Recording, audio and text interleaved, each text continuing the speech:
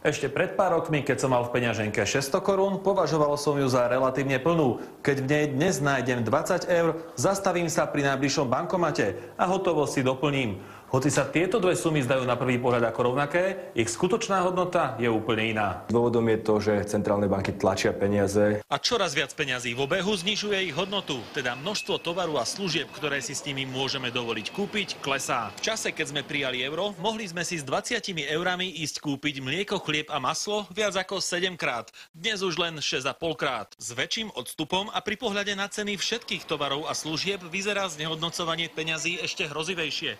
Odkedy vzniklo samostatné Slovensko, znížila inflácia reálnu hodnotu peňazí dokonca na štvrtinu. Že hodnota peňazí klesá, dokazuje aj cena zlata, historicky najpoužívanejšieho platidla. Keď vzniklo euro, stačila 20-eurová bankovka na kúpenie viac ako 100 mg žltého kovu. Dnes rovnaké množstvo peňazí postačí len na 14 mg.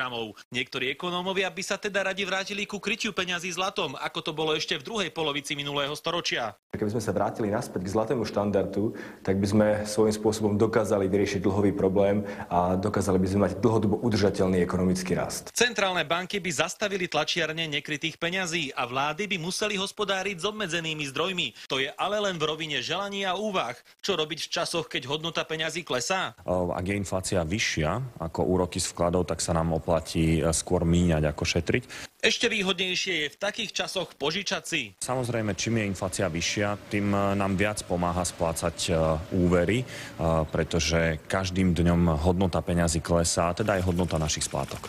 Tomáš Velecký, televízia Markíza.